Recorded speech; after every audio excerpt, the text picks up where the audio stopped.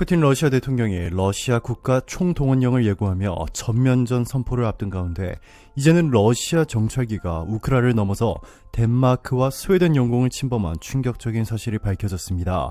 이에 미국과 유럽연합이 러시아를 가만 냅두지 않겠다며 지금까지는 3차 세계대전으로 전쟁이 확산되는 것을 방지하기 위해서 소극적인 태도를 보였지만 이제부터는 모든 수단과 방법을 동원해 러시아를 함몰시키기 위한 작전에 돌입했는데요.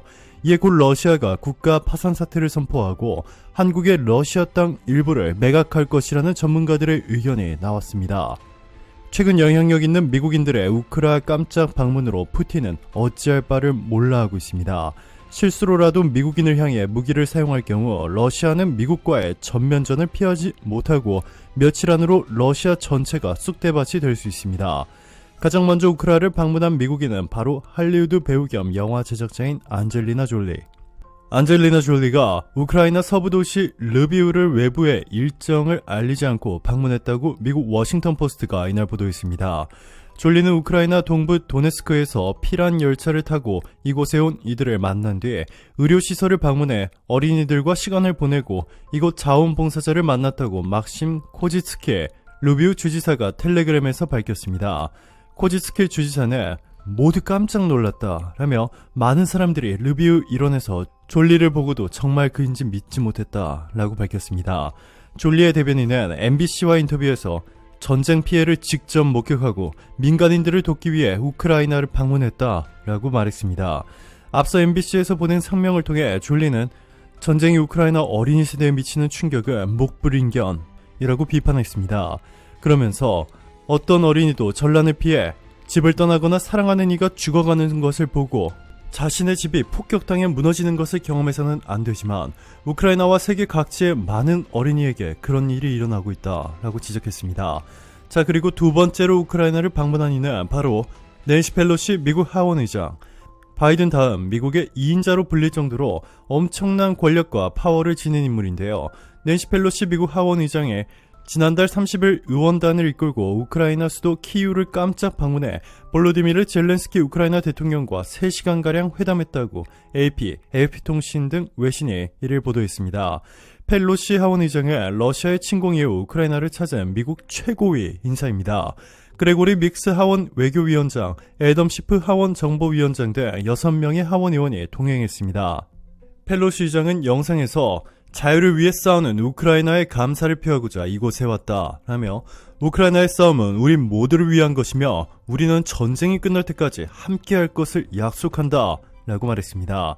젤렌스키 대통령은 미국 정부와 국민, 의회의 초당적인 지지를 감사하게 생각한다 라며 미국은 러시아의 침공으로 인한 전쟁에서 우크라이나에 대한 강력한 지지를 이끌고 있다 라고 말했습니다. 미국 하원의장은 미국 대통령 650, 부통령에 이은 승계서열 2위로 미국 내 권력 서열 3위 최고위급 인사입니다. 이뿐만이 아닙니다. 미국은 이미 우크라이나에 사실상 미국산 최첨단 무기들을 무제한으로 제공하고 있습니다. 최근 돈이 부족해 더 이상 전쟁을 치를 힘조차 떨어진 러시아와는 너무나 반대되는 상황인데요. 이에 글로벌 전문가들은 러시아가 곧 전쟁을 포기하고 전 세계 국가들의 천문학적인 배상금을 지급해야 하며 이를 감당하지 못한 러시아가 한국 등 몇 개 국가에 러시아 땅을 매각할 수 있다고 주장했습니다. 러시아의 패배는 이미 확정되는 분위기입니다. 전쟁을 일으킨 국가가 패하게 되면 무조건 100% 배상금을 지급해야 하는데요. 그 금액은 상상을 초월하고 있습니다. 독일은 제1차 세계대전 후 전쟁 배상금으로 9,400만 달러를 갚았습니다. 이는 100년 전 금액이네 현재 가치로 환산하면 천문학적인 숫자일 텐데요. 독일은 2010년 무려 92년 만에 1차 세계대전 배상금을 완납했다고 밝혔습니다. 에스토니아 방위군 전직 사령관인 리오 테라스는 러시아가 하루에 무려 200억 달러씩 전쟁 비용을 쓰고 있다고 주장했습니다. 한국 돈으로 무려 24조 원인데요. 러시아군 20만 명을 운영하고 한 발에도 수억 원씩 하는 미사일을 마구마구 쏘더니 그럴싸한 것 같기도 하지만 좀 비현실적이란 반론도 있습니다. 이에 대해 많은 사람은 200억 달러가 아니고 200억 루블일 것이라고도 반박하고 있습니다.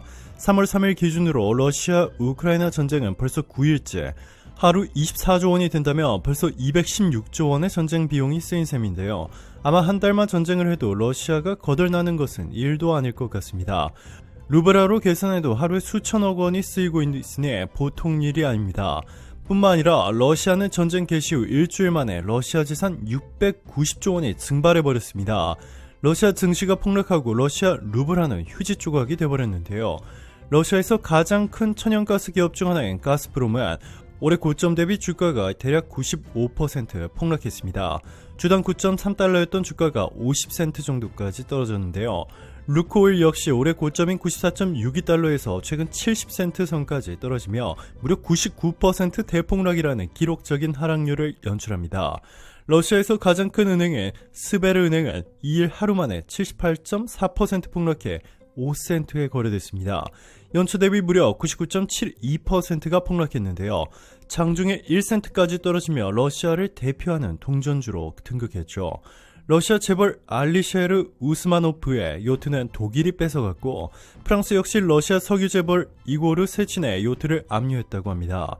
그리고 잉글랜드 프리미어리그 첼시의 구단주로 유명한 러시아 사업가 로만 아브라모비치는 첼시 구단을 19년 만에 매각했죠. 그리고 이제는 푸틴이 러시아 땅을 한국과 미국 등에 매각할 차례입니다.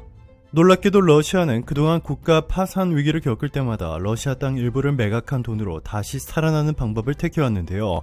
150년 전인 1867년 10월 18일 당시 러시아 제국이 미국의 알래스카를 당시에 미화 720만 달러에 매각한 날입니다. 1제곱킬로미터당 5달러의 헐값에 팔린 알래스카에서는 이후 금과 석유, 막대한 양의 석탄이 나왔고 냉전 시기 미국이 러시아를 견제할 수 있는 지정학적 요새로서 군사적 가치도 부각됐습니다. 이에 따라 알래스카 매입은 미국 역사상 가장 훌륭한 영토 매입 사례로 기록되어 있을 정도입니다. 러시아의 영토 매각은 여기서 멈추지 않았습니다. 2004년 중국과 러시아는 한 합의서에 사인을 했는데요. 70년간 러시아에 속해 있던 하바로브스크 지역 중 절반을 사들이는 데 성공했습니다. 그 규모만 무려 70만 제곱킬로미터가 넘는 것으로 알려져 있는데 러시아가 경제 위기를 타개하기 위해 중국에 이렇게 땅을 판 것입니다. 이에 중국은 러시아로부터 30년간 사용할 원유와 천연가스를 통 크게 매입하고 러시아산 무기도 대규모 사들였습니다. 뿐만 아니라 장기적으로 연해주 땅 가운데 중국 사람들이 살던 100만 제곱킬로미터를 사들이려 합니다. 시세는 면적 150만 제곱킬로미터의 알래스카를 미국의 720만 달러에 팔 당시에 금시세를 기준으로 60배 인상분을 적용하면 2조 5천억 달러로 나옵니다. 하나로 약 2,800조 원에 달했는데요. 쿠릴 열도 4개 섬도 일본에 팔려고 하고 있습니다. 선면적 5,000제곱킬로미터, 국제법상 보장된 200해리 경제 수역을 감안하며 50만 제곱킬로미터인데 이를 3,000조 원에 팔 것으로 알려졌습니다. 일본과 중국의 이 땅을 모두 팔면 러시아가 손에 넣을 수 있는 금액은 6,000조 원. 자, 그런데 많은 전문가들은 이번 전쟁으로 러시아가 우크라 재건 비용을 포함해 배상금으로 최소 8,000조 원을 물어내야 할 것이라고 말하고 있습니다. 추가로 2,000조 원이 더 필요한데 이를 위해 러시아가 시베리아 북쪽에 위치한 섬들 가운데 일부를 한국에 매각할 수 있다고 전문가들은 말하고 있습니다. 한국을 선택한 이유는 특이하게도 한국이 북극 인접 국가가 아님에도 불구하고 2013년부터 북극 이사회 차원의 회의와 프로젝트에 적극적으로 참여하며 사실상 가장 중요한 역할을 하는 국가로 급부상했는데요. 세계에서 독보적인 쇄빙 기술을 보유한 한국이 북극 항로를 개척하며 북극을 세계 무역의 핵심 통로로 만들어주었다고 극찬을 받고 있습니다. 러시아도 한국의 신북방 정책의 일환으로 러시아 북극해를 통과하는 한국과의 쇄빙 기술 협력이 절실한 상황인데요.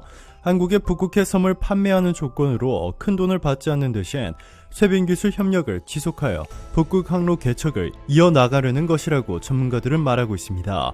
오늘도 감사합니다. 최고로 멋진 하루 보내시길 바랄게요.